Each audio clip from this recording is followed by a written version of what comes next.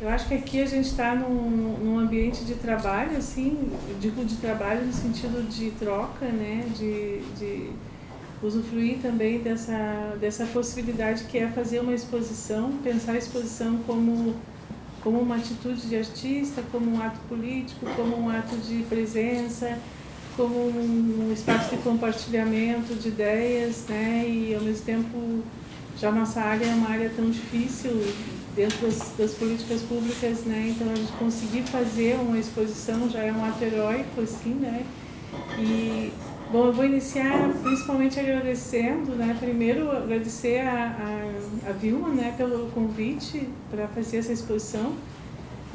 Acho que sem esse convite talvez eu não teria avançado tanto em questões que estavam ali germinando, que estavam presentes no processo e que estavam esperando uma oportunidade de sair, assim, né? Então a exposição, o convite foi muito importante.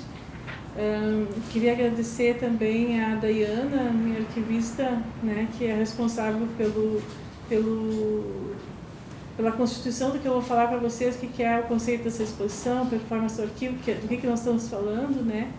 Agradecer o Rafael, né, que é também fiel escudeiro, assim, nas etapas preparatórias do próprio processo da exposição. O Stefan, que está ausente, né, que foi a pessoa que, na realidade, eu convidei como interlocutor desse processo, que assim como a Vilma, são pessoas muito presentes num determinado momento da minha trajetória, eu diria artística, mas também eu diria assim da minha vida, né, que é pessoas com quem eu tive interlocuções de trabalho muito profundas, assim, nos anos 2000, e que de repente com isso a questão se aprofunda hoje, né, nesse olhar retrospectivo sobre o processo. Agradecer o Hélio, né, que é minha terceira mão aqui, né, que está sempre junto, presente, né, nossos processos se encontram e convergem desde os anos 80, né, a gente se conheceu em 85, e desde então a gente tem carreiras que vão correndo em paralelo, mas ao mesmo tempo momentos de encontro, e sempre os processos são, digamos assim, uma intimidade de colaboração. Assim, acho que tem sido muito interessante, que é intelectual, é afetiva e é também, assim, nós somos os dois muito exigentes com nós mesmos, né? Então nós servimos de régua de exigência mútua, né, dentro desse processo de trabalho. E agradecer principalmente a presença de vocês todos aqui hoje, que é muito, assim, tocante, meus colegas da universidade, o Eduardo, tem a Paula, a Vânia, várias pessoas que eu vou esquecer aqui, alguns amigos de outros momentos também a gente teve interação, né? Fábio, o Marco, a Fernanda orientando-os O Mário que chegou aqui. E o Mário, que é assim, gente, o Mário é meu grande interlocutor, assim, de muitos anos, né? Ele foi aluno nosso de pós-graduação e ele estava em todas as aulas e ele era uma pessoa, assim, presentésima, assim, né? Então, ele me deu um presente hoje com a presença dele, né? A Hélida, que também participamos de várias atividades juntas, né? O Jailton, que também teve presente nessa trajetória. Eu teria que nomear todos vocês, né, em especial alguns mais, digamos, proximamente do que outros, mas assim, de todas as maneiras, o fato de vocês estarem aqui é uma alegria, porque é uma oportunidade também de deixar claro, assim, o que significa, talvez, uma coisa que ficou misteriosa, porque eu acho que as coisas, elas nascem, para mim, de um campo de dúvidas, né? Elas nunca nascem de certezas. Então, eu tenho dúvidas, muitas dúvidas, e o processo de trabalho é um processo que é permeado de questões, né, que vão surgindo. E quando, em 2022, eu decidi fazer um arquivo de artista, né, eu decidi fazer esse arquivo por vários motivos, né? Motivo número 1 é a questão bem da nossa região, da nossa cidade, do nosso país, pensar o que é ser um artista, né, num processo de dissolução contínua institucional, que a gente não sabe se as coisas, como as coisas se mantêm ou ficam ou permanecem. E ao mesmo tempo porque eu percebi assim que o arquivo que eu estava querendo, ele não era um arquivo só para mim, né? Ele era um arquivo que era uma trama de relações que se armavam a partir das coisas que a gente fazia coletivamente, mas que ao mesmo tempo muitas vezes se perdiam nas narrativas da própria história da arte, assim, né? Se a gente for pensar o Ateliê Livre, o tempo que a gente viveu e trabalhou no Ateliê Livre, a própria questão na própria universidade, assim, às vezes tem um processo de sobreposição sempre de novas questões e parece que falta um olhar sobre, às vezes, processos densos e relações interessantes que estão presentes. Então, o arquivo ele é primeiramente uma posição política minha, né, uma política de artista, assim, né, que busca, na realidade, guardar, e não só guardar, mas como criar um local a partir de onde partir e voltar. Porque é quase como se o arquivo fosse para mim um lugar, a casa, né, essa casa das obras, dos processos e essa casa também das redes e das relações. E esse trabalho de decidir fazer esse arquivo, ele engaja, na realidade, muitas competências que eu não tinha, né, que eu fui tendo que adquirir, e ao mesmo tempo relações também. Então nós começamos a trabalhar inicialmente com a Dayana e com o Jobert, né, a questão dessa arquitetura dessa casa, desse arquivo, que vocês devem ter aí um papelzinho em algum lugar que mostra o que é o arquivo, né.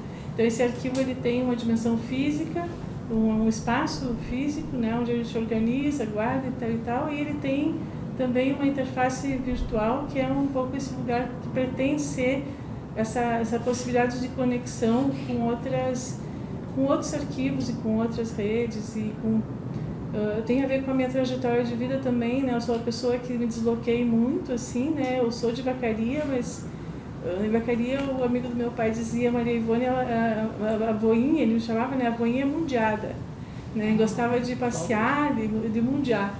Então esse mundiar significa também se abrir para esses deslocamentos de vida, né? Deslocamentos geográficos.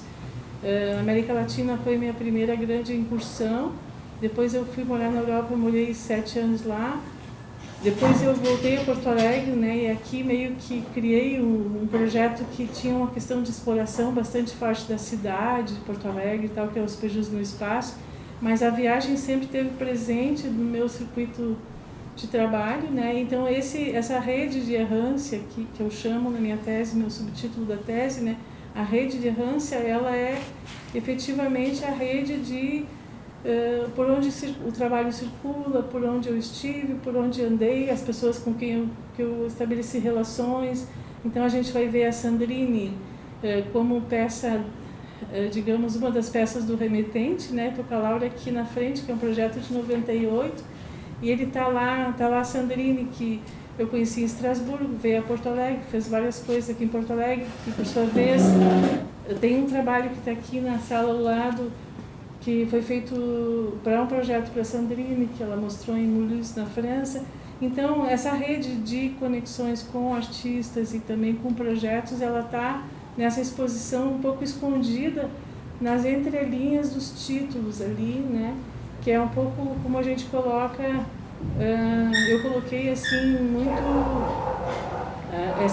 essa vinculação com o sujeito, o local, um dia e uma hora nos títulos, dos próprios títulos dos trabalhos, né?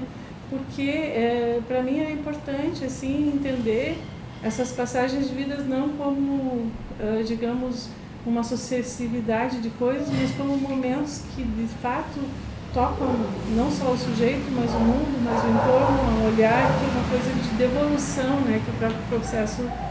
Então, decidir fazer a exposição Performance do Arquivo tem a ver com esse movimento, né, de olhar para o interior desses processos de trabalho todos, né, os que envolviam a fotografia, os que envolviam processos escultóricos, os que envolviam deslocamentos, leituras, e ao mesmo tempo buscar articular Nas exposições, que são, na realidade eu pretendo fazer uma segunda esse ano, né, mas assim, a primeira se chama Especulações, né, então eu dentro do arquivo como um todo eu recorto dois momentos temporalmente distantes, né, que é um projeto Meditações que data de final dos anos 90 e anos 2000, e que vai ser um capítulo da minha tese que envolvia a questão do gesto e da fotografia e da relação entre escultura e fotografia.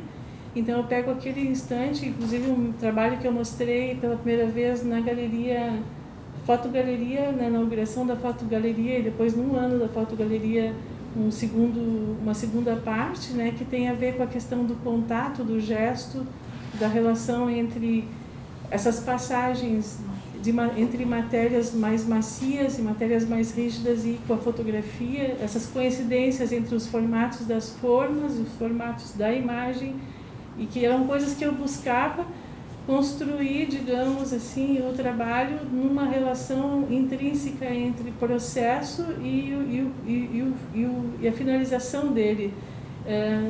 Sempre tive um apego muito grande pela noção de índice, né, e de impressão e de contato, que foi inclusive uma exposição que nós participamos juntos em Hélio, Hélida, Patrícia. Gostei.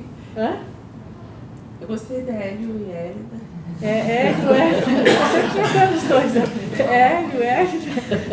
Patrícia, Stefan como curador, né, que foi nos anos 2000, depois Plasticidade, que foi uma continuidade também dessas práticas relacionadas com a passagem do contato para a matéria, da matéria para a fotografia, da fotografia para a cartografia, da cartografia para a publicação, né, que é todo um processo de passagens, assim, né. E aí, então, o que eu propus, assim, nessa exposição, que eu acho que talvez não tenha ficado muito claro quando a gente leu o título. Várias pessoas me parabenizaram pela performance que eu iria fazer, né. E eu entendi, eu digo, tem alguma coisa, talvez travou ali, que a gente fica com aquela coisa para fazer performance, não sabia, né. Então, na verdade, a performance não é minha, né, a performance é do arquivo, né. É de que maneiras performar com os processos, os tempos no interior desse arquivo, né, e ao mesmo tempo produzir uma relação com a exposição. Não seria possível assim, não seria a mesma exposição se não fosse com a conversa com a Vilma, interrompida por anos, porque ela viajou e eu viajei, e depois a gente se separou por questões da vida, né, ela foi para o México, para a Venezuela. Mas assim, a nossa intimidade ela está lá nos anos 90, final dos 97, 98, que foi mais ou menos, coincide com o período do remetente. E nós tínhamos uma conversa sempre entre a questão de que eu buscava o branco e ela buscava o preto na fotografia, né? E as frestas. E eu estava sempre buscando fotografar os volumes em branco, e era uma dificuldade muito grande na época. Então nós tivemos uma conversa bem técnica na época, que é bom, asa de filme, ser tempo de desde assim, asa 50, não sei o que, papapá, e papel, que tipo de papel para obter a aspereza do gesso. Então era Wilford fosco e não sei o que. Nós fizemos uma série de conversas assim que envolviam como que a materialização das imagens seria um elemento importante para mim, né? Naquele momento era importante, segue sendo importante para mim. Então é uma conversa que nasceu na intimidade da fotografia, a partir de um acaso de eu ver a exposição dela na Pinacoteca no final dos anos 90, né?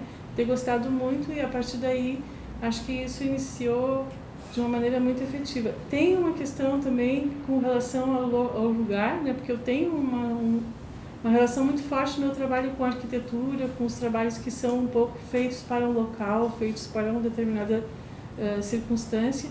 E essa casa, ela bateu bastante forte, assim, quando eu vim na exposição, na conversa do Jailton, eu olhei aquela janela, assim, e eu disse, tem uma coisa aqui que já está no trabalho, já está acontecendo aqui nessa janela, né, que era o próprio vidro que refletia o jardim, né, e por sua vez devolvia aquilo que estava no exterior para o plano da arquitetura, né, ao mesmo tempo tinha esse embate entre a própria opacidade da parede e o aspecto reflexivo da arquitetura.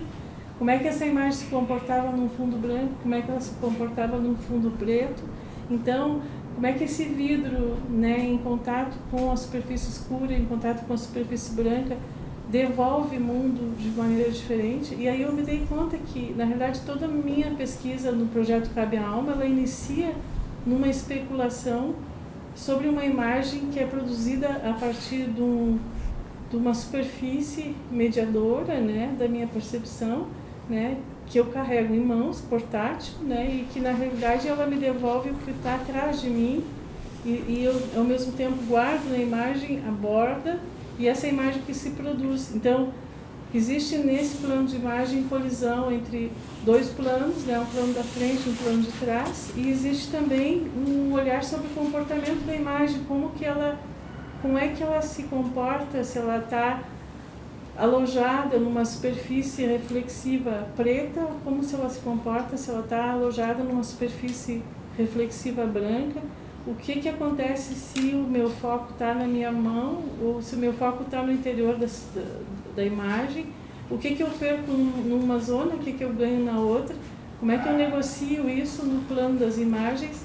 E muitas vezes, então, elas têm esses termos de comparação, às vezes são duas imagens, uma que me dá uma questão, a outra que me dá outra, então por isso que elas são apresentadas nesses formatos de díptico.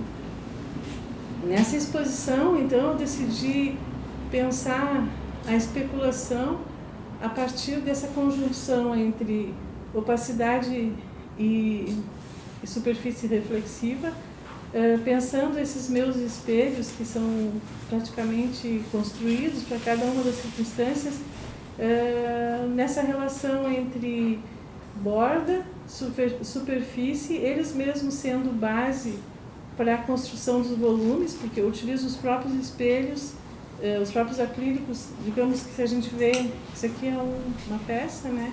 Ela serve para fazer a captação da imagem, ao mesmo tempo ela me dá um resultado, digamos assim, uma relação, eu tento buscar essa relação do que ocorre, e ao mesmo tempo ela também é a base a partir do qual eu vou construir os volumes, que por sua vez ficam lado a lado ali, às vezes negociando esse plano de visibilidade entre opacidade e reflexividade, as superfícies que são espelhadas, elas sempre devolvem o espaço. Então aqui nessa conversa tem uma conversa com o próprio espaço da arquitetura. Eu acho que eu podia, lógico, sempre ir muito mais, assim, se eu vou ver assim, o trabalho, ele sempre pode ir muito além, né? Mas essa foi uma questão inicial, assim, me colocar nessa relação entre os elementos arquitetônicos, a opacidade e a reflexividade, os elementos que estavam no interior do meu processo lá, como o gesso e o próprio acrílico reflexivo, e ao mesmo tempo como é que eu vou fazendo também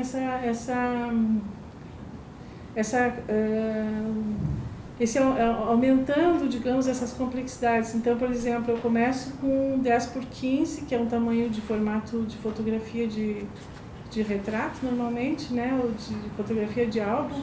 Depois eu vou para um 18x24, para um 20x30, eu vou pegando os formatos de ampliação das fotografias para os espelhos e vou tentando usá-los como superfícies a partir do qual fazer com que alguma coisa se aloje naquele interior, e trabalhando um pouco com essas deformações, com essas especulações, assim, respeitando esses formatos. À medida que o trabalho vai avançando, assim, eu vou introduzindo outros formatos, né? Eu vou introduzindo os formatos circulares, vou introduzindo os ovais, e tudo isso sempre tem uma relação com aquilo que eu vou fazer, assim. Então, na realidade, eu vou fazer uma viagem, eu vou pensar em um determinado local, eu introduzo esse novo formato, então eu levo esse novo formato, e aí aquele momento fica um momento de exploração daquela relação entre aquela superfície e o lugar, e ao mesmo tempo não tenho interesse nenhum em proliferar assim, uma quantidade de imagens, apesar de que a Dayana sofre muito com meus arquivos que são plenos de muitas tentativas. Às vezes o que fica são poucas imagens, né? E uma coisa que eu acho que vem da minha relação com a fotografia analógica, né? Que eu não sou uma pessoa assim que eu comecei a fazer fotografia por um gosto muito grande pelo processo como um todo, que vai do negativo ao positivo, tanto que eu utilizava muito os negativos como matriz de projeção das imagens no espaço, né? Na cabine de projeção, no remetente foi isso, né? As mãos eram negativos fotográficos, as minhas mãos que eu colocava um filtro, daqueles tipo filtro de teatro, né? E ao mesmo tempo coloria um pouco esse negativo do gesto e projetava ele na parede. Ao mesmo tempo esses negativos, eles são, digamos, ele é um conceito no interior do trabalho que puxa o seu oposto, né? Que é os seus positivos. Então eu trabalhei uma série de objetos que eram derivados dos espaços negativos dos gestos, né? Zona de Sombra, que a Hélida lembra, o Hélio também, assim, que a gente mostrou aqui em Porto Alegre em 92, que era um interior do gesto em argila, e depois eu faço uma fundição em ferro, e aí ele fica um objeto pesado, né? Então eu jogo sobre a ambivalência do gesto que é de ascensão e de um objeto que te puxa para baixo. Então tem uma relação aí, as meditações, elas são relações, né, feitas, mediadas, que servem para pensar, de certa maneira, muitas coisas, né. Então o trabalho ele vai um pouco dentro dessa dupla via, assim, né, para pensar procedimentos e questões. Então aqui nessa exposição tem uma parte dela que é esse primeiro conjunto do corredor, que por vezes vocês também vão ver ele se rebatendo nas imagens que estão nessa sala interna, que ela é um pouco um jogo com a própria arquitetura aqui. Então meio que o corredor me deu bastante trabalho no sentido assim de pensar como que eu vou organizar esse espaço no corredor, mas eu queria criar ele como um espaço quase didático, onde a gente pudesse se descolar da própria grade da arquitetura, no sentido de uma linha, de um perímetro, né? E ao mesmo tempo ir para o espaço num plano de relação entre linha, plano, volume, né? No início um pouco foi esse o jogo, e depois como que eu trago essa linha, plano e volume para cá, para esse espaço, e começo a jogar com eles para produzir uma imagem, que é as imagens que estão um pouco nessa sala. Algumas delas são essa relação que eu vou gerando ali entre esse jogo de reflexo, rebatimento e construção das superfícies que eu crio com as superfícies da própria arquitetura. Não sei se está claro o que eu estou dizendo, mas eu tenho medo de ser muito abstrata, mas é em princípio isso. E depois também aquela sala maior, né? Eu acho que ali é um momento importante, assim, de trazer o processo do Cabe à Alma na sua história, assim, né? Então tem as primeiras imagens, que são as que estão ali no corredor, que depois tem as primeiras imagens que também estão naquela sala grande, que é do sol, o sol no fundo negro, do farol, daquela... Depois tem as circunstâncias expositivas. Quando eu fui a primeira vez que eu mostrei esse trabalho foi em Curitiba, em 2013, né? E a primeira vez que eu mostrei esse trabalho em público, o conjunto desse trabalho em público, foi no Festival Hércules Florence em Campinas, com um conjunto de gente da fotografia discutindo justamente questões próprias da imagem, né, que eu apresentei a primeira vez, teorizei, escrevi um pouco, e tem aí também uma interlocução muito rica com a Silvia Furegatti, né, que é da Unicamp, né, professora da Unicamp, que me convidou já em duas circunstâncias. Então, esses convites, essa rede de relação, esse jogo entre expor, pensar, produzir, e também aula, né, porque a gente é professor e tudo mais, isso tudo assim é uma rede que se trama no interior do trabalho, né, e que ao mesmo tempo faz com que a pesquisa avance nesses diferentes planos, seja como artista, seja como teórico, seja como alguém que também cria as suas próprias redes. Não sei se tem alguma coisa que vocês poderiam talvez puxar. Abrir, né? Eu acho que seria melhor assim, eu gostaria até de conversar com vocês, assim, porque com certeza, eu acho que o Veras, a semana passada, ele esteve aqui e me fez uma pergunta muito, assim, que me deixou pensando, né? Onde está o arquivo, né? Na exposição, né? Eu digo, aí comecei a pensar, assim, que talvez essas dúvidas, elas sejam um mote, digamos, para a gente pensar as pontas que talvez a questão reflexiva venha dar conta, né? Quer dizer, compensar. Eu acho que eu hoje tentei esclarecer, inclusive, acho que em resposta um pouco ao que a provocação do Veras, eu fiz uma pecinha gráfica apresentando o arquivo no sentido assim, com o QR Code aqui, que abre para a página na internet, né, do arquivo, que é meio que um labirinto, no sentido assim, a gente tem que navegar ali com bastante calma, né, porque tem muita informação, mas ao mesmo tempo esse arquivo, que é iniciado em 2022, né, ele tem então um acervo artístico, né, que é o meu próprio trabalho, mas também tem o colecionismo, que é aquilo que da rede afetiva. Eu aqui tenho um trabalho que na verdade eu troquei com o Marco, que é uma foto laranja que tem ali, que eu troquei com o Marco, né, que está lá na minha casa, então ele está dentro do meu arquivo também. Então eu tenho trabalhos de muitos que estão aqui, assim, que a gente teve processos de troca, né, que na verdade estão lá no interior, então eles têm dentro do processo do arquivo uma certa descrição que descreve essa relação, né, dessa rede afetiva. Depois tem um acervo documental de atividades, um acervo documental de publicação de documentos e o que a gente chama esse arquivo mais humano, assim, né, que é das redes pessoais, instituições, pessoas que fazem parte um pouco desse...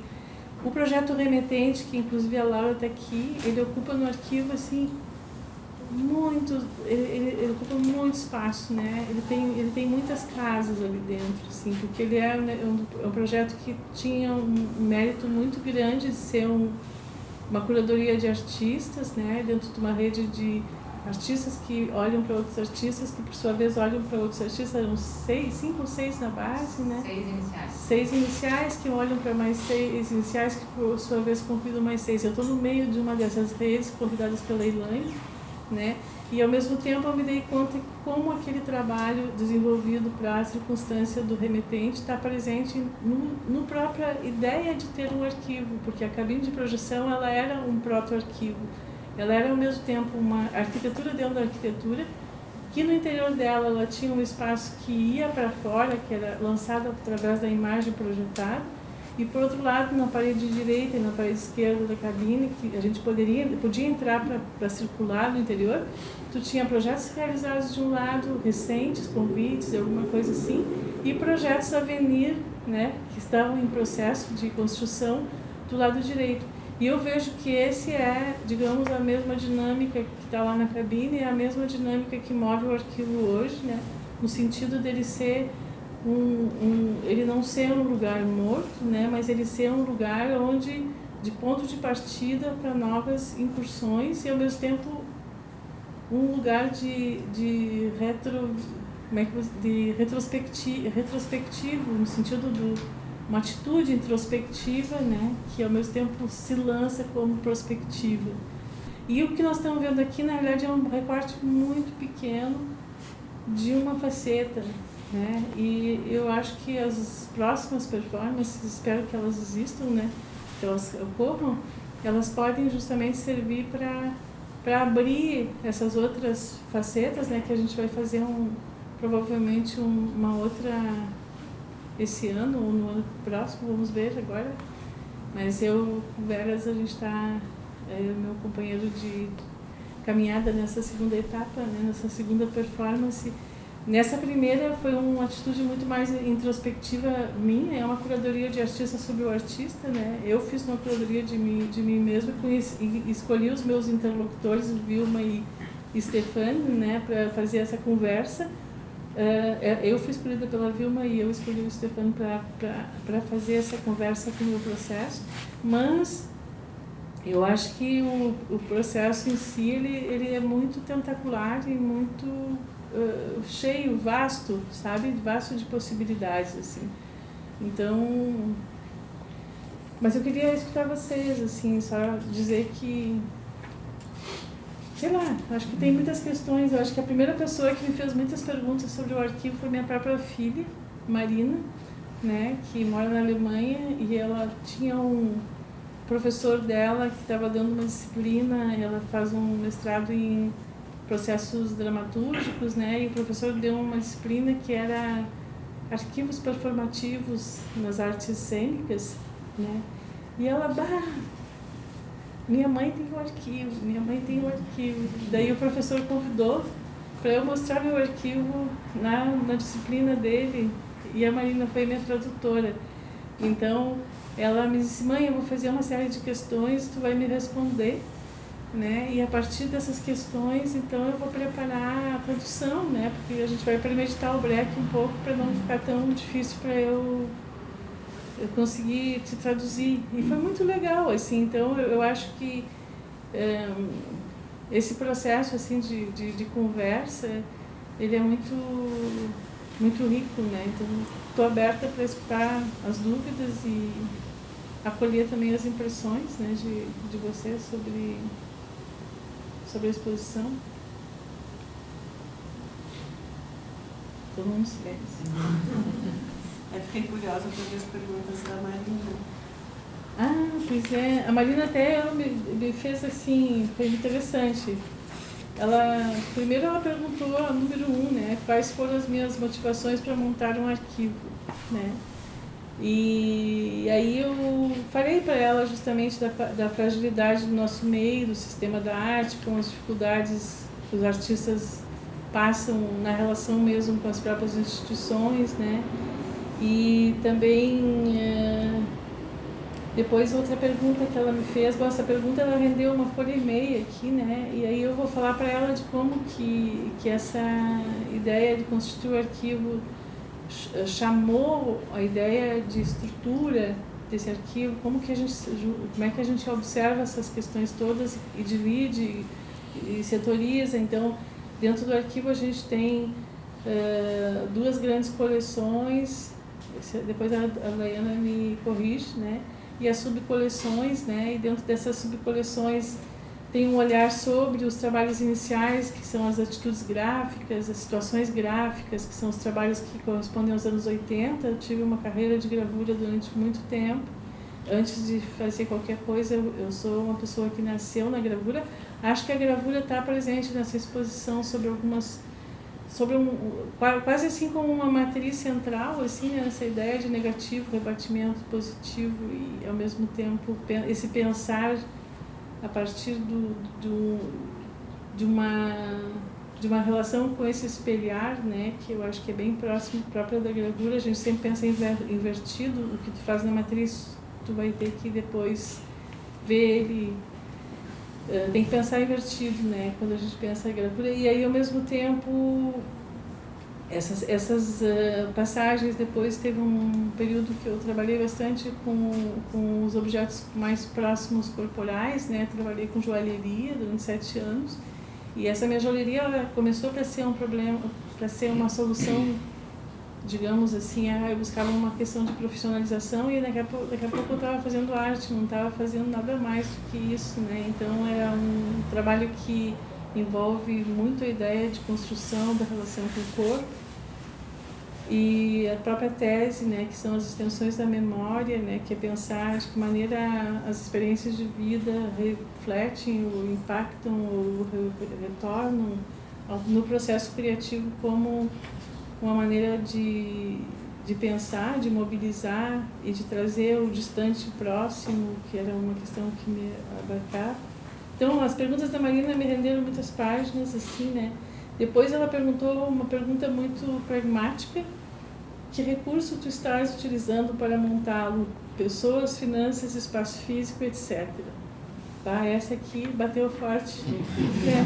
Aí eu pensei, né, minha resposta é que eu vou ler, porque ela é assim, né, que o arquivo é uma iniciativa pessoal, que durante a pandemia eu fiquei muito recolhida, né, que eu me abri mais para o espaço da casa, e abri também espaço na própria casa, né, e me dei conta que eu arco com as despesas do arquivo, né, reservo uma parte do meu salário de professora para pagar quem me auxilia, né. A nossa equipe atualmente é constituída por 2 pessoas permanentes, que é a Dayana e o Jobert. O Jobert foi meu bolsista de extensão e pesquisa nos anos 2007, 2009, 2010, e é uma pessoa que eu mantenho uma relação bastante grande, assim, desde então, assim, quando eu pensei em formar o arquivo, eu chamei ele, e vocês se conheceram, o Jobert e a Dayana, né? A Dayana também, uma pessoa que trabalha comigo, assim, que tem uma dedicação muito grande. Já o próprio processo de trabalho dela como artista, ela já tinha, assim, essa veia arquivística, né, dentro do próprio processo de trabalho. Então, a gente trabalha junto, né, então a gente dedica um dia por semana, quer dizer, eu e a Dayana trabalhamos um dia por semana, que é uma terça-feira, que a gente dedica para o arquivo, né, eu concebo também o arquivo hoje como uma continuidade do meu processo artístico, né, porque eu não vejo ele indissociado da pesquisa. Outra pergunta da Marina era sobre a questão de que, além da construção do arquivo, também tinha 2 exposições que elaboram esse material, né, e ela queria saber como é que eu entendia a função da curadoria de um modo geral, e como é que eu entendia a minha função de artista e curadora no meu processo, e o que muda quando eu chamo alguém para conversar e fazer uma curadoria junto comigo, né? O que muda quando eu mesmo, artista, faço uma curadoria interna dentro do meu processo. Acho que foi uma questão bem interessante de pensar, né? Que, na realidade, eu acho que nós, artistas do sul do Brasil e do sul, né? Assim, acho que a gente durante muito tempo fez curadoria de nós mesmos e curadoria para os outros colegas e amigos também, né? A gente alternava essas funções e que, lógico, com o processo de profissionalização e de toda a questão desse ambiente que vai se desenvolvendo ao longo desses 20, 30 anos, né? Tem modificações no campo que estão ocorrendo, já tem esse processo de compreensão, de interlocução maior com a própria figura do curador, que eu acho que muda muito, né? Então, eu sempre vejo a ideia de novos parceiros, de interlocução e também depois eu vou comentar para ela essas 2 exposições, que é essa primeira, né, especulações, e a segunda, que é a que a gente está planejando que também é uma performance do arquivo Construções, que tem um viés muito mais sobre essas relações entre a construção como uma forma de pensar o trabalho e a própria forma no jogo de escalas que vai do pequeno para a arquitetura, né? E depois, como que eu percebia, ela pergunta como é que eu percebia a função do arquivo na minha obra, né? E aí eu acho que é um pouco que eu comentei com vocês, de como que eu percebia a própria cabine como proto-arquivo, ou como as exposições são, digamos, uma maneira de espacializar esses momentos do próprio processo, pensando os movimentos. E a quinta pergunta dela é qual a relação entre o arquivo e a performance nas exposições do trabalho e por que o título performance do arquivo. E aí eu acho que é o que eu comentei com vocês, essa questão de pôr em movimento, né? A performance parece como uma mobilidade interna dos processos e diálogo entre eles, né, que são possíveis de fazer. E aí tem uma parte importante, assim, nesse olhar sobre a fotografia, nessa questão da imagem como experiência, que eu vou observar isso como uma questão recorrente no meu processo. Em meditações, em 97, quando a Vilma fazia comigo, assim, essa conversa, eu me lembro que tinha muito... Eu, às vezes, sempre gostei de partir de laboratórios, então, me lembro que eu tinha 2 quilos de argila. E eu queria a minha dúvida era como transformar esses 2 quilos de argila numa obra extensiva, mais extensiva possível. Então eu meio que coloco esses 2 quilos numa mesa, coloco minha câmera fotográfica aqui e deixo ela num ponto fixo com disparador e trabalho essa argila, fotografo, apago tudo, volto atrás e depois eu lembro o que eu deixei por último, continuo a mexer nessa argila e fotografo. Então eu trabalho por laboratórios, assim, esses 2 quilos se transformam em 4,40 metros de extensão na imagem. Então era um pouco pensar por laboratórios, assim, eu sempre tive essa questão de colocar as coisas assim em termos de problemas, né, e ao mesmo tempo depois encontrar jeitos de resolver.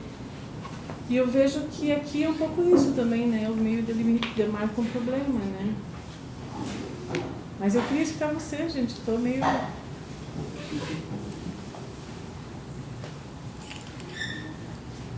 Eu vou falar então só para iniciar. Comecei a pensar assim, mas que grande esse arquivo, tudo é arquivo, né? Como transformar essa vida inteira até aqui, né? em elementos, dados, situações, tudo isso, tá? Mas tem um verbo aí que foi o amigo do teu pai, né, que até me fez tropeçar na escuta, não sabia se eu estava escutando bem, que era mundiar, é isso? Mundiar. Mundiar. Claro, daí eu me lembrei, né, de Ailton, do Torreão, né, quando nós te convidamos para o Torreão, que tinha toda a questão do índice, né, dos gestos, e tu acabaste criando um verbo que era torrear, Sim. Que foi o título da intervenção. E aqui, assim, para chegar no caminho, tu falaste várias vezes sobre reflexão, né, do refletir. Eu pensei, não, mas esse verbo está aqui, mas está aqui de muitas maneiras, né? Talvez isso seja algo para te devolver um pouco da tua fala, pensamento, né, que é imenso, né? Mas esse refletir, pelo menos nos 2 sentidos, né, do reflexo e dessa grande reflexão que tu faz dos teus gestos, né? Então é mais para colocar mais verbos aí nesse... Sim, eu lembrei muito do trabalho do Torreão, que é um trabalho de 95, e se vocês lembram, assim, eu tinha feito uma exposição na Casa de Cultura Mário Quintana, na época era um MAC, que a Marilena Bernardes trabalhava na época como funcionária, né, do MAC, depois ela saiu do estado, mas ela nos convidou, ou a gente submeteu num edital essa exposição que chamava Duplo Pousar, e nessa exposição eu fiz um trabalho que chamava, que era da mesa com os gestos da mão, assim, né, que era meeting.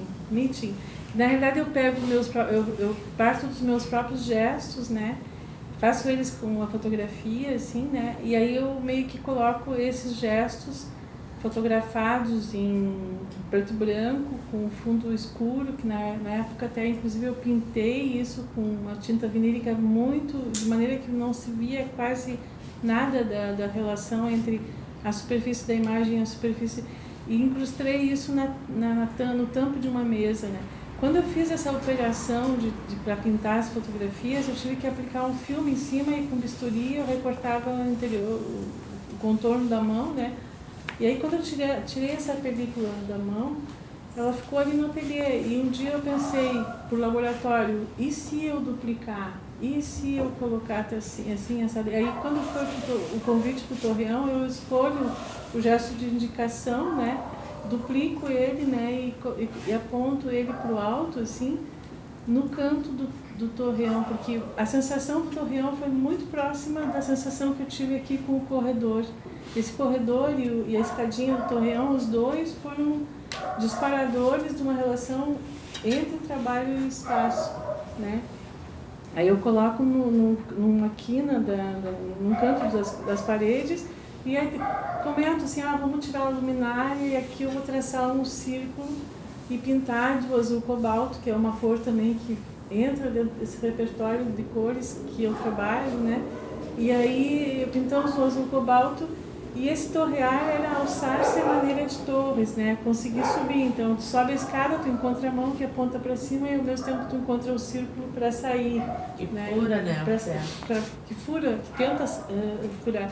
Eu acho que tem proximidades nesse modo de conjugar espaço e processo a partir de um repertório próprio, aqui também no especular, que eu acho que reúne a tua resposta um pouco a ideia do especular como processo de pensamento e especular como operação do espelho, né? Espéculo, reflexo, espelho, né? Então eu acho que a operação aqui é também do especular como esse verbo para essa exposição, né? Acho que por aí.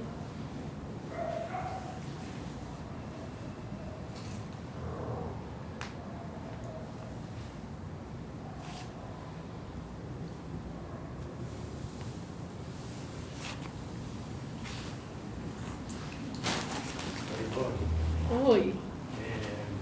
Fiquei pensando muito nessas imagens com esses reflexos. Eu queria saber uma coisa, qual é a sua relação também com a literatura, assim? Porque, por exemplo, pensando uma coisa, qual a sua relação com a literatura do Carroll, por exemplo, com a Alice? Fico lembrando dos seus escritos a respeito da legibilidade da imagem, né? Quanto você propõe ou não de legibilidade, o processo também de olhar para a imagem e lê-la, e essa relação com a literatura, você pode falar um pouco? Eu acho que não tem uma relação direta com a literatura, assim, né? Acho que nos trabalhos em si, acho que o que eu privilegio muito é uma relação da experiência na produção das imagens, da imagem como experiência mesmo, né? É lógico que eu acho que tem rebatimentos bastante grandes assim em especulações literárias, né? Como no caso Alice. Esses dias também a Cláudia me falou de um livro do Humberto Eco, onde ele vai falar sobre a questão dos espelhos. Eu acho que um livro muito marcante na literatura para mim é A Lição de Morel, do Bioy Casares, que é assim absolutamente fantástico, né? Que para mim foi muito interessante no entendimento da relação com a imagem e que eu acho que a gente está vivendo dentro da invenção do Morel agora, né? Que para quem não leu o livro, assim, é uma pessoa que entra num mundo que é um pouco espelhamento de um mundo que parece todo ele real, assim, né? Mas que ao mesmo tempo existe essa impossibilidade de tocar, né? Então, na invenção de Morel é uma ilha, né? Na qual acho que são 3 edifícios, se eu não me engano, é um museu, uma piscina e tem um terceiro edifício. Desses detalhes. Eu sei que eu fiquei muito marcada com a leitura da invenção de Morel, porque me parecia que nessa relação especular, muitas vezes as imagens elas vão para o domínio do fantasma, né, do que está atrás, daquilo que já não é, né, mas que ao mesmo tempo está ali preso, né, preso naquela película da própria fotografia, né. E talvez seja isso, assim, um pouco pensar a imagem como experiência, né, porque por isso que eu marco tanto eu sujeito, eu no mundo e o horário e a hora, porque é quase como dizer assim, isso realmente aconteceu aqui nessa hora com essa pessoa, assim. Mas assim, no fundo, nós somos todos fadados a passar para esse outro lado do espelho, assim, né?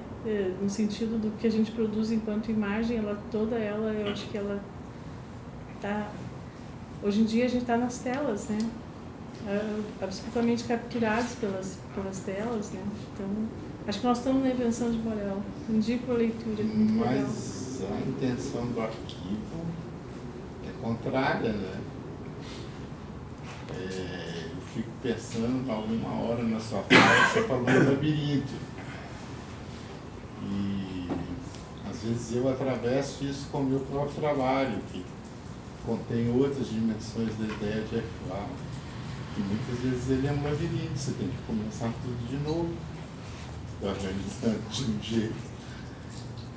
Você de repente se depara com uma outra maneira de enriquecer e de montar esse arquivo. Sim. E a gente começa tudo outra vez. Faz outro labirinto, faz outro arquivo. Com certeza. Mas a luta. Contra o apagamento ela é constante. A luta com a memória é uma loucura. É uma loucura. E tem o outro livro, que falando dos livros, né, eu acho que o Jorge Luiz Borges, né, Funes el Memorioso, que é um sujeito que passa a vida, que na realidade ele gasta tanto, às vezes tem dias que nós pensamos que a gente está se tornando Funes el Memorioso. A gente passa tanto tempo tentando reconstituir aquilo que ocorreu, né, que na realidade esse tempo de viver meio que se perde, assim, né. Então eu acho que também é uma grande advertência, é uma literatura de advertência, né, o Borges. E o Borges também tem o Aleph, né, que também é esse espaço dos espelhos que se multiplicam e que se tornam a questão do infinito, os rebatimentos, né, que na realidade multiplicam essa possibilidade do espaço, né. Mas eu vi aqui nessa exposição uma coisa que é nova para mim, assim, que foi muito interessante, que é colocar justamente em ação esse movimento interno do processo com o próprio movimento corporal e com o próprio movimento de exploração de novas possibilidades. Por exemplo, nessa parede aqui, quando a gente vê aqueles trabalhos que tem esse espelho de fundo, que é esse vidro da própria janela, né, no qual eu chego com o espelho e ao mesmo tempo eu venho com aquela borda que eu desenhei, na realidade é o miolo do espelho, quer dizer, aquela borda, por sua vez, ela foi tirada de um plano, né? Então eu venho com a borda, venho com o plano e converso com esse plano, e eu tenho que me movimentar e eu tenho que ver o que está acontecendo. Então meio que existe ali um processo de construção que começa a ocorrer, que ele é novo, ele não está mais nessa relação de contemplação do que está ocorrendo e do que está se rebatendo, mas ele está numa relação já de dinâmica interna do processo nele mesmo, que a moldura entra, que o elemento pode se alterar, que existe uma mobilidade, uma possibilidade muito rica de continuidade. Então eu fiquei muito contente de conseguir me dar conta de que esse olhar, a exposição em si, ela já vai para o arquivo como gerativa, né, gerando como registro de um processo gerativo de outras especulações a vir, né? Então, realmente é um trabalho muito labiríntico, assim, que vai... mas se você continuar arquivando, o labirinto se destrói, que é o legal do trabalho, né? Da atividade, do pensamento, da sensibilidade. Eu acho que às vezes, tem dias que eu acho que nós temos um espanto do arquivo, né? Tem os nossos espantos do arquivo, que é quando a gente diz, meu Deus, isso aqui está ficando grande, isso aqui está ficando grande, porque é um espaço, tem muito lítio ali, né? Tá indo muito lítio para guardar aquilo tudo. Então dá um desespero também, que por um lado tem um extrativismo que vai alimentar a existência dessa memória e que pode tudo ir para os ares de um dia para o outro. Mas aí tem uma questão bem importante, que é a perda do arquivo.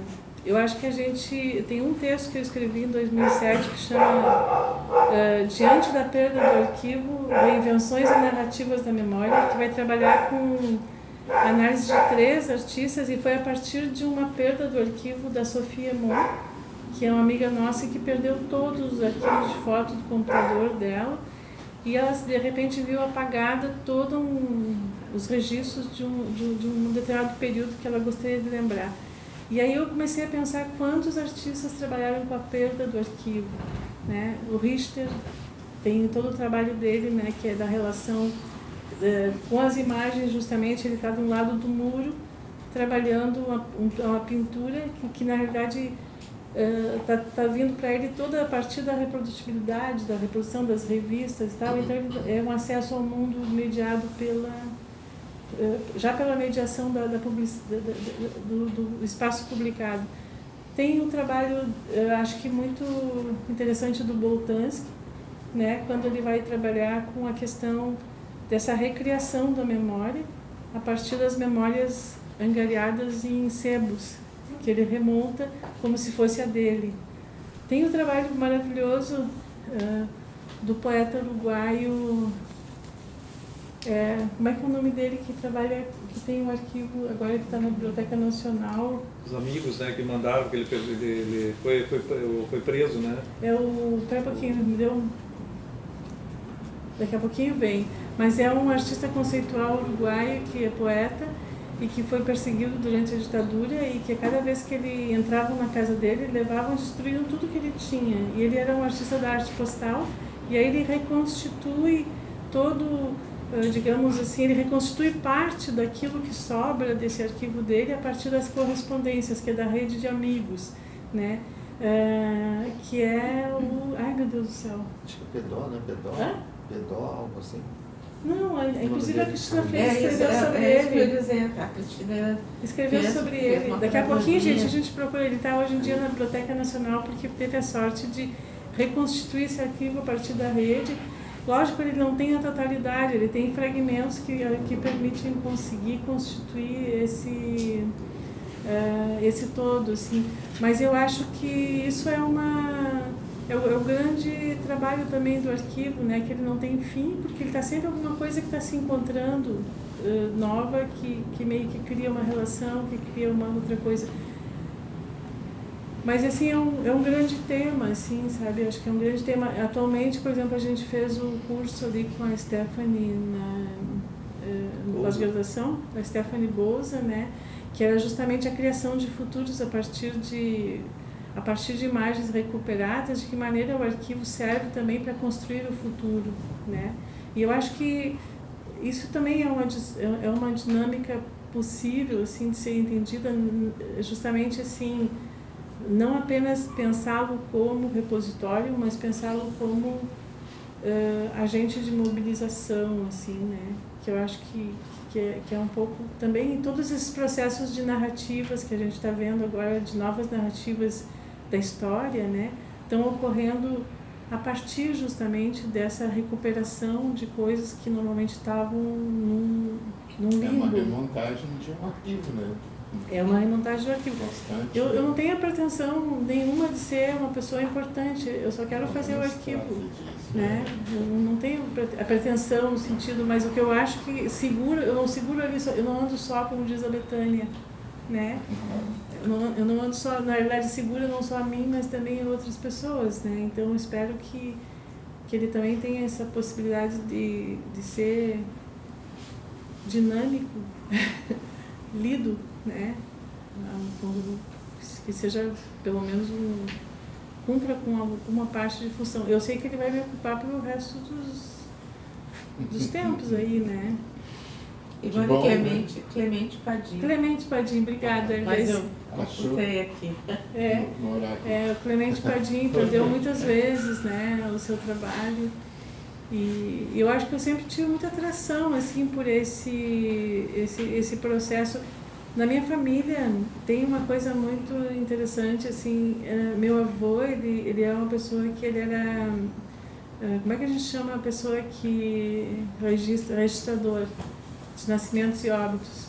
Então ele tinha a ideia da localização, a cidade, ele tinha quem nasceu, quem morreu e aquela coisa toda. E o grande sonho do meu avô era escrever uma história da cidade a partir da experiência de registrador dele. Ele se aposentou 2 meses depois, caput, se foi. Não escreveu, ficou lá todos os documentos, ficou o arquivo em suspenso, né? Então eu acho que tem alguma coisa nesse DNA da vontade, assim, né, de pensar a partir daquilo que não foi. Ivone, esse arquivo do teu avô, ele ficou onde? Esse arquivo, ele ainda existe, assim, ele tem muito jornal, tem muita coisa, ele ainda existe lá no interior. Por enquanto, eu acho que a minha irmã resguarda um pouco. Mas aí se sobrepõe, assim, né? Porque são coisas que estão interrompidas, assim, né? Com o arquivo da família, com...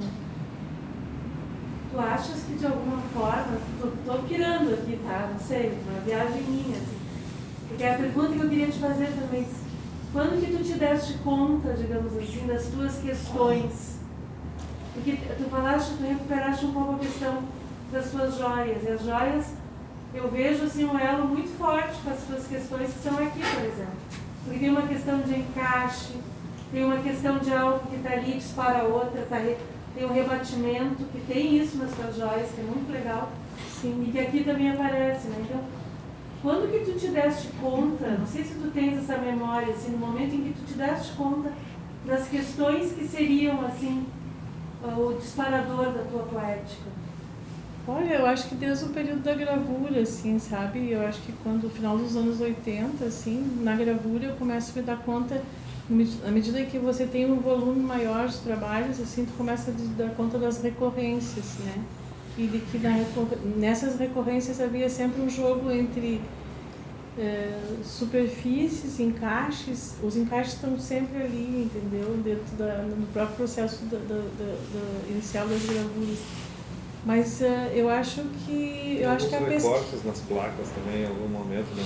Nas placas? Na gravura também não tem algum... Ah, sim, na gravura eu também trabalhava com as bordas.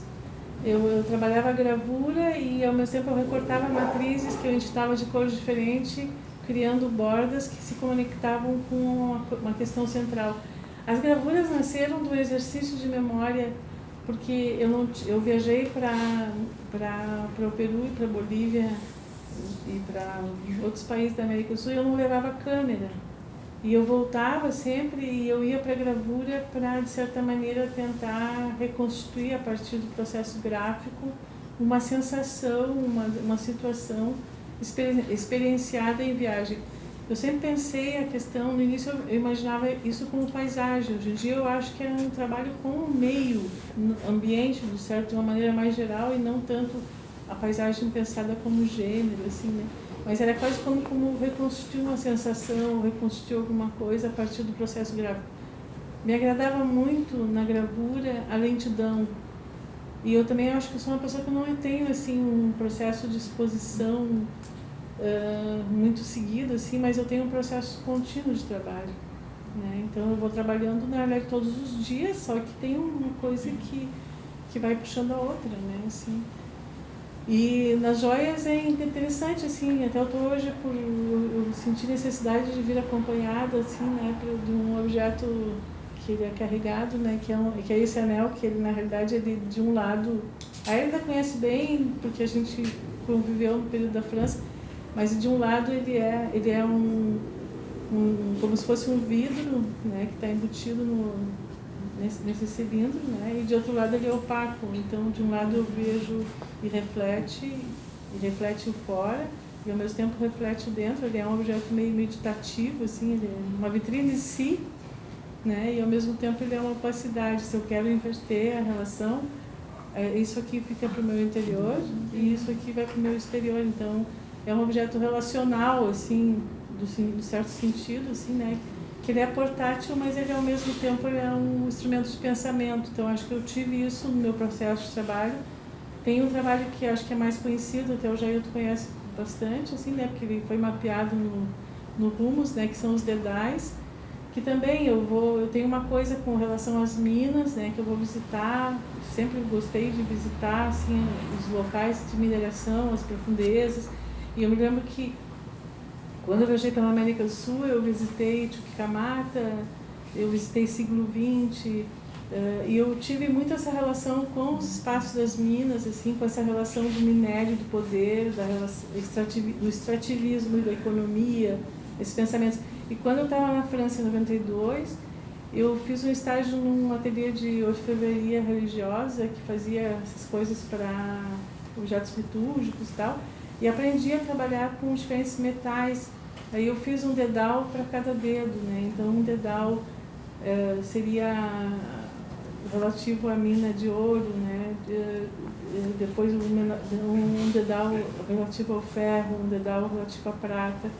E na base de cada um desses dedais, né, eu gravei com buril o nome da mina correspondente. E eu fiz esse objeto com nenhum outro objetivo senão pensar. Ele era um objeto que eu gostava de... Tenho ele até hoje, né? Eu gosto de vestir ele e de pensar a relação do gesto de se frotar os dedos, que é um gesto do dinheiro e tal, né? E dessa relação da mineração e dos metais. E, na verdade, é um objeto teórico, acho, né? Ele é um objeto reflexivo teórico e ele tem a ver com muitas coisas que estão acontecendo agora, assim, né? E na minha tese eu exploro bastante essa narrativa a respeito dos metais e da inscrição das minas. E eu acho que isso é uma coisa que, sei lá, que é minha cara, assim, é como ao mesmo tempo uma coisa pode ser tão condensada e ao mesmo tempo tão expansiva. E a mina de Potosí, que para mim é uma mina muito importante, né? Eu morei em Potosí um período. Quando eu morava lá, eles chamavam de Sumas Orco, né? Que é o cervo rico. E se dizia que tinha tanta prata que se conseguia construir uma ponte que ligasse a América do Sul até a Espanha. A Espanha, lógico, levou muito desse minério para lá, né, sob a forma de riqueza do período colonial. E quando eu fui fazer a primeira exposição, nós fomos fazer uma exposição na Espanha, né, eu decidi trabalhar com esse tema da mina, mas eu trabalhei com uma manga de camisa muito comprida, que eu bordei 3 vezes o perfil da mina de Potosí, né, e coloquei numa direção geográfica de posição, assim, numa haste, né, direcionada à Espanha. Então era como se fosse uma camisa enorme, que, claro, a gente pode pensar que ela é associada um pouco à ideia da loucura, né, que se fazia as camisas de força para amarrar as pessoas, né, mas é também pensar que essa loucura ela está na própria cultura e não necessariamente fora dela, né, ela é a própria loucura dos nossos processos, né. E hoje em dia eu acho que mais ainda, né? Tem aqueles detalhes que ele tem um círculo em cima também. Como que ele se chama? Aquele já é outra especulação, aquele chamava... Foi eu acho que um ano antes do nascimento da Júlia, né? Que eu fui convidada para fazer uma exposição numa galeria na Suíça, a cidade foi... Em Lausanne, né? Foi em Lausanne.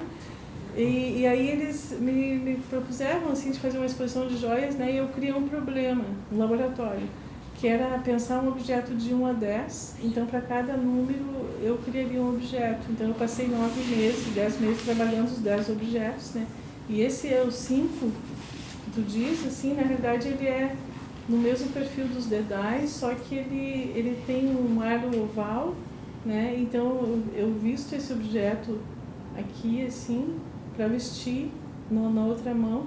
E ele tem a ver com o jogo infantil, dominguinho, vizinho, pagitoso, fura-bolo, mata-piolho, né?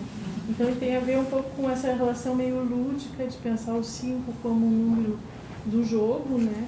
E que para mim eu acho que é muito importante, e dessa oval como esse objeto que é fácil de cumprir essa função de atravessar o próprio corpo. Mas aí é viagem, né? Tem muita coisa que não está aqui, que a gente está falando. E que, na verdade, eu acho que o que tem aqui são algumas formas recorrentes, né? Que é o círculo, o quadrado, os retângulos, o oval. O oval muito presente. Em 97 teve um outro trabalho com os gestos, que chamava duplo sentido. Estava no remetente também. Estava no remetente também, que era uma oval amarela grande, e que tinha o mesmo gesto, esse do indicador, apontando para 2 direções, chamava double sens, e que na realidade ele era quase um emblema da cabine, que tinha também 2 saídas de projeção, né? E também era, por sua vez, um emblema ou um indicador do próprio de extensão, que é esse projeto que eu mostrei também no remetente, que eram 10 fotografias que eu fiz a partir dos 2 quilos de barro, né? E que na realidade o que eu faço é escolher dessa sequência 5 fotografias, depois eu viro o negativo e aí amplio o outro lado, e no meio se forma como se fosse uma imagem espelhada dela mesma, né? que se abre para cá, como se eu pudesse rasgar a imagem ad infinitum, assim, né? E tinha essa coisa do ficou duplo. fora do espaço, ficou em outro lugar, né? Como ali da Paula. Hã? Ficou fora da tua cabine. Ficou fora, Era ficou em bem na outro entrada. lugar. Eu não lembrava disso. Ela ficou bem na entrada da escadaria, né? E depois tinha do lado da sala onde eu estava com a cabine, tinha esse do oval e depois a cabine. Mas a cabine ela ficou mais forte do que todos esses outros na memória do remetente. Né? Eu também tive dois, um numa sala e um fora, e fora, meio fora mesmo, de passagem. Mas é interessante, né? Eu acho que todos nós, assim, que somos artistas, que estamos aqui, a gente tem as nossas engrenagens internas, nossas redes, as nossas histórias, né? E acho que a pesquisa em arte, em poéticas, assim, ela possibilita muito esse caminho de observação que eu acho que foi tu que perguntou, né, de quanto que essas coisas surgiram, não? Foi a Paula. Quanto, eu acho que a pesquisa ela é o momento de fazer essas perguntas, né? De a gente conseguir ver o aspecto generativo e os problemas, como eles vão se armando, né, para nós, como problemas da arte, né, do que nos interessa, assim, do que nos toca. Maria Ivone, mais uma outra pergunta na Pinacoteca do Instituto de Artes a gente tem uns trabalhos teus maravilhosos, né? Tem um que eu gosto demais, que é tu pegando assim a pintura do Ângelo Guido, né, que é a Ponte do Riacho. Então tu trazes uma fotografia da frente, uma fotografia do verso, e como, quer dizer, tu fazes uma descrição, digamos assim, e como aquele verso, ele dá uma outra versão daquela imagem, da história do dilúvio. Um trabalho assim que é muito, essa coisa do, né, o que uma outra visão te abre, que é mais ou menos, essas imagens, né, especulares têm isso, assim, né? Tu estás vendo algo e de repente tu tens um reflexo de algo que está ali, naquele espaço, mas que a gente não alcança e que te lança para outro lugar. Mas tem algo muito bacana também, além dessa coisa toda, né, que naquele trabalho e aqui também, tu tens assim o gesto de segurar, né, as tuas mãos estão ali sempre, assim. E eu queria te ouvir um pouquinho falar sobre isso, sobre essa questão das mãos, né, dos dedos ali sempre presentes, assim. Esse trabalho que tu fala, Paulo, ele faz parte de um grupo de trabalhos que eu chamo de endereçamentos, que é uma escrita de cartas, né, na forma de uma carta, né, na qual eu me dirijo publicamente para falar sobre alguma coisa. O Ângelo Guido olha a ponte de pedra antes de mim. Eu me interesso muito pela questão da história da cidade, da questão das evoluções urbanas, de como as coisas se formaram e se deformaram e se transformaram. E quando o Ângelo Guido faz essa pintura, a ponte de pedra ainda espelhava, ainda mostrava os arcos romanos, né? Que é quando a água reflete a metade do arco e forma o círculo, né? Ela ainda mostrava esse arco romano. Então, talvez o círculo aquela visão era muito diferente da ponte do dilúvio que nós vimos nos anos 90, 2000, que ela era como se fosse um pregador de roupa, assim, cortado, né? Que ela ficava uma coisa meio chata. E depois o projeto de paisagismo acabou reconstituindo aquele ambiente, porque a gente naturaliza os espaços como se eles não fossem, como se eles estivessem sempre assim. A Redenção nunca foi cheia de árvore, ela só foi cheia de árvore a partir do momento que plantaram árvore, isso era uma várzea. E assim vai para outros lugares da cidade. Então, quando eu olho esse trabalho do Ângelo Guido, e ele foi mostrado na Pinacoteca, a Blanca teve essa sensibilidade de mostrar a frente e o verso do quadro. Eu olhar aquele verso e na frente do quadro tem a pintura do Ângelo Guido e no verso tem uma paisagem sem presença de mão de homem, assim, que é um amanhecer com tipo umas palmeiras, assim, né? E ao mesmo tempo uma paisagem que parece o início do mundo, assim, né?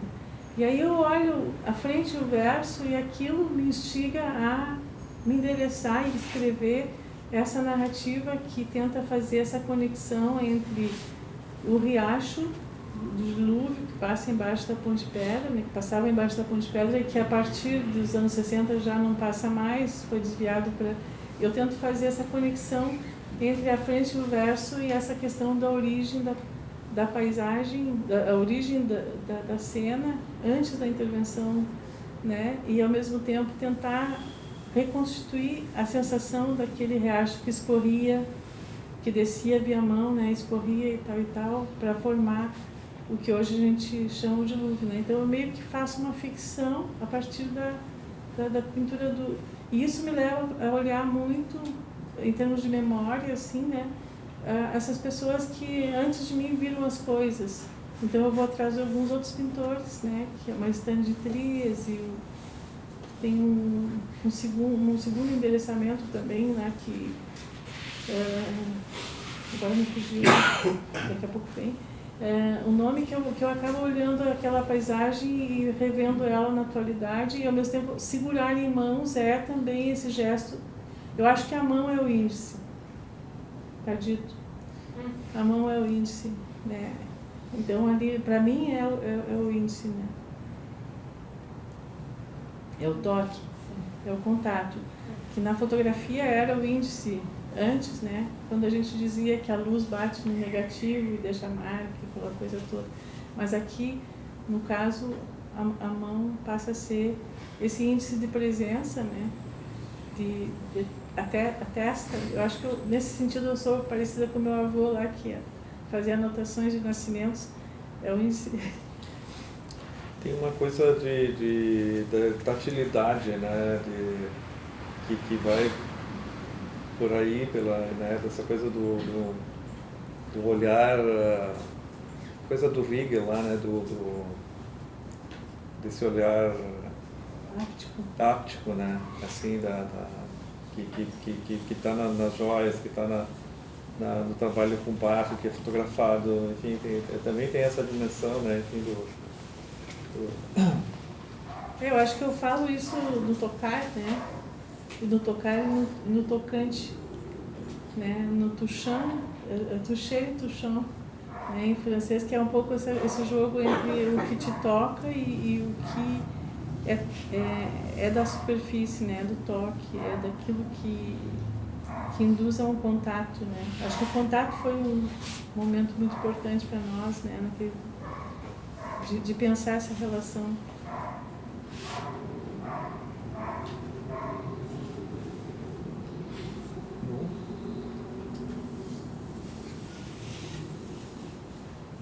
Mas acho que é...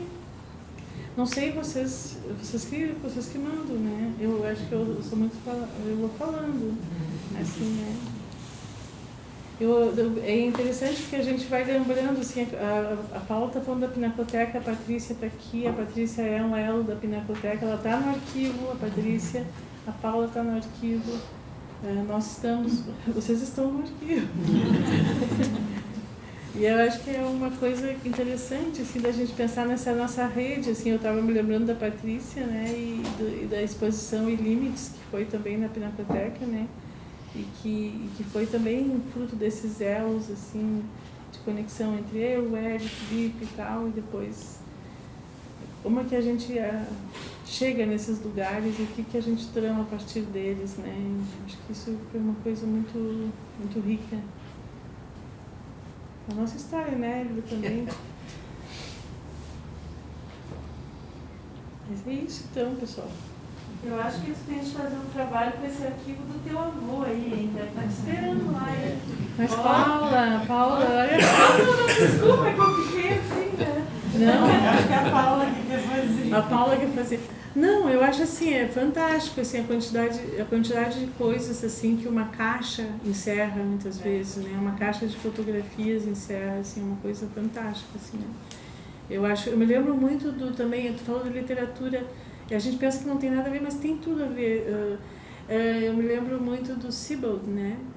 Do Sebald com todo o processo de escrita dele, né? Que é um processo tramado entre reconstituição e ao mesmo tempo avançar, sair, né?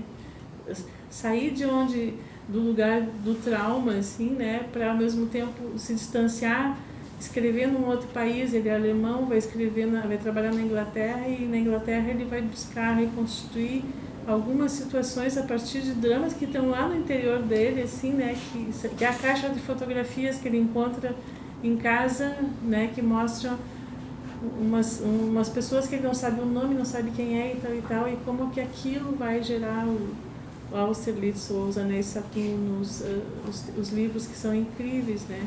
Eu acho que tem vários escritores, assim, né, que trabalham. Outro escritor que a gente não falou, mas que está muito presente aqui, né, que é Perec.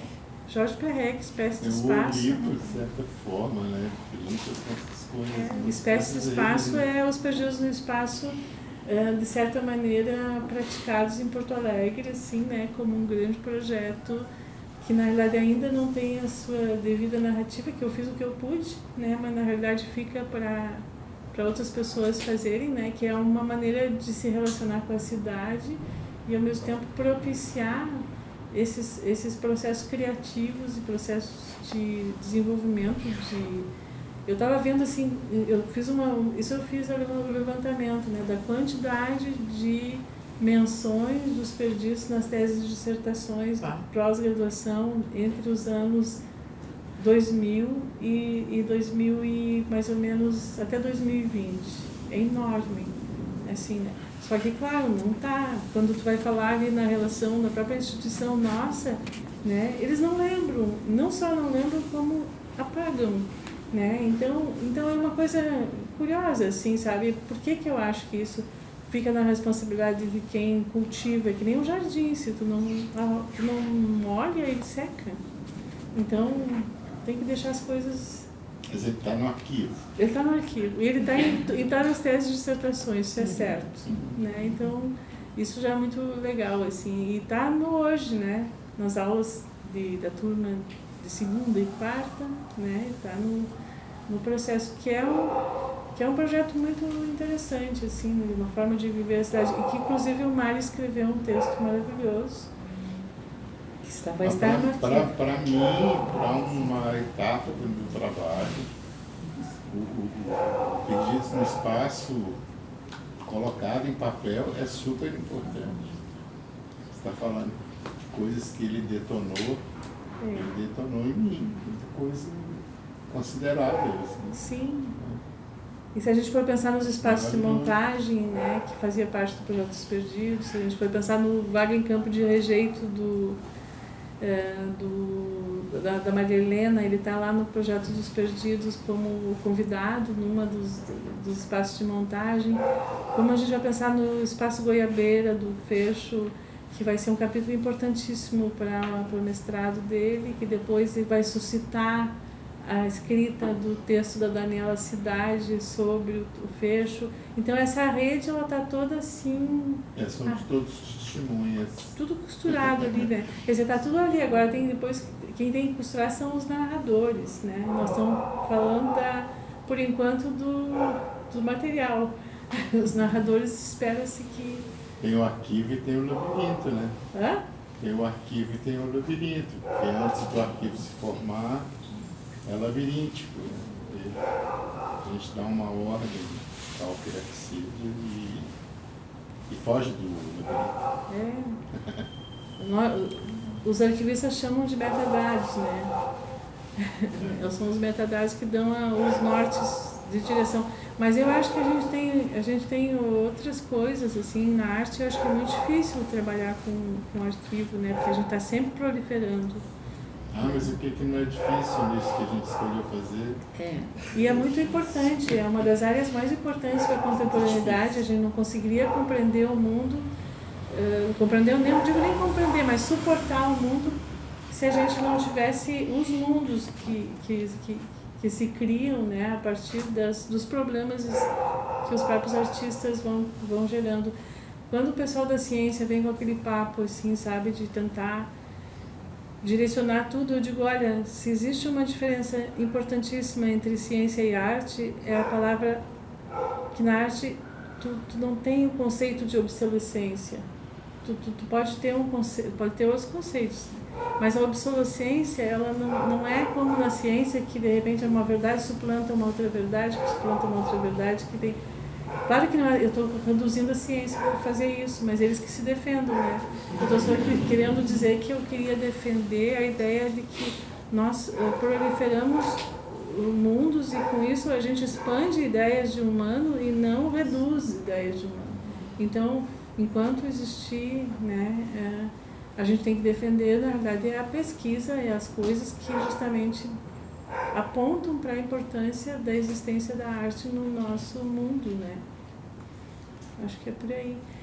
Bom. Mas é isso, gente, eu conversei demais. Deixa eu aqui